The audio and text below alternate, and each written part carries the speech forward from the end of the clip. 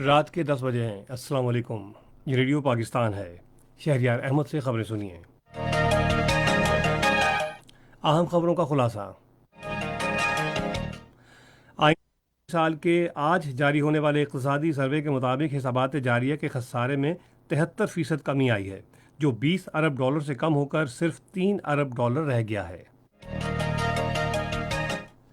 مشیر خزانہ نے کہا ہے کہ آئندہ مالی سال کے بجٹ میں کوئی نیا ٹیکس نہیں لگایا جائے گا۔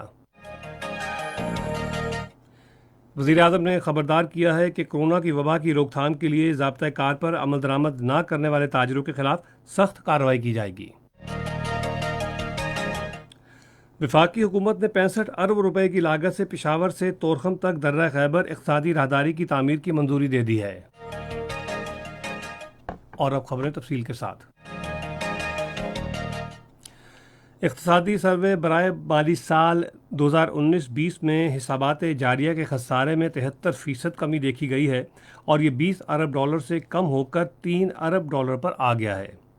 اقتصادی سروے مشیر خزانہ ڈاکٹر عبدالحفیظ شیخ نے آج اسلام آباد میں ایک نیوز کانفرنس میں جاری کیا۔ مشیر خزانہ نے کہا کہ مالی خسارہ مجموعی ملکی پیداوار کے 4% تک لایا گیا ہے، جبکہ گزشتہ برس یہ خسارہ 5.1% تھا۔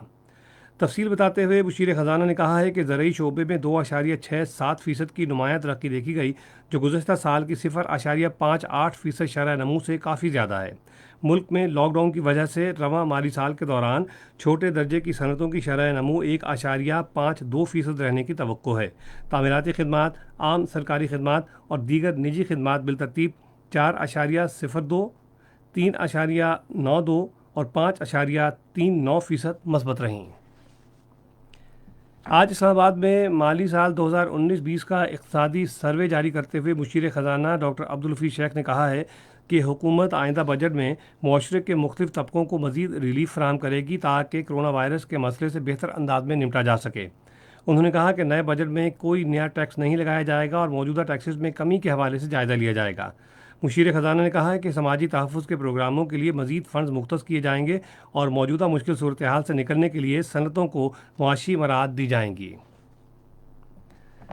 آئندہ مالی سال کا وفاقی بجٹ کل پیش کیا جائے گا۔ بجٹ شام 4 بجے قومی اسمبلی میں پیش کیا جائے گا۔ بجٹ کی کاپی سینٹ میں پیش کی جائے گی۔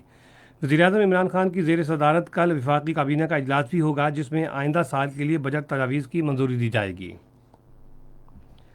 وزیر اعظم عمران خان نے خبردار کیا ہے کہ کورونا وائرس کی روک تھام کے لیے ضابطۂ کار پر عمل درآمد نہ کرنے والے دکانداروں اور تاجروں کے خلاف سخت کارروائی کی جائے گی۔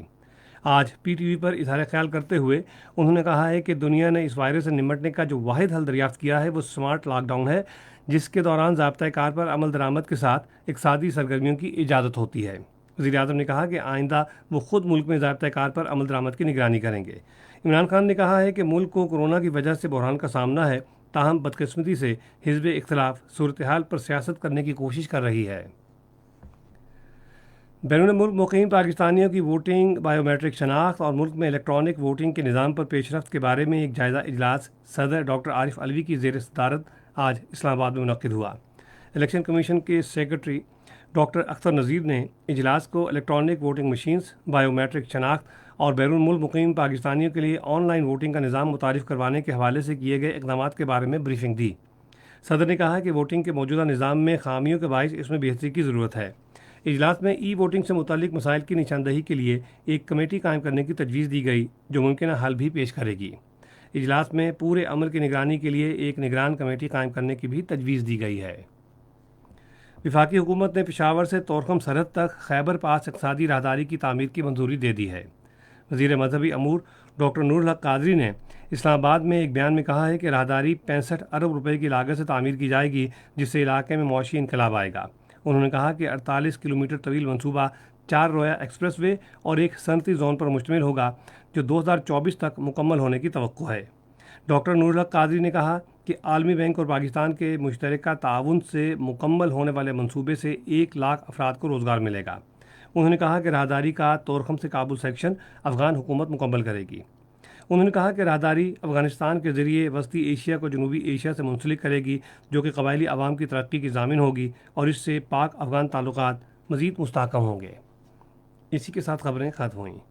مزید خبروں اور تجزیوں کے لیے آئیے ہماری ویب سائٹ پر، پتہ ہے radio.gov.pk، اور فیس بک کے link radio Pakistan news officials پر براہ راست ویڈیو اسٹریمنگ بھی ملاحظہ کیجیے۔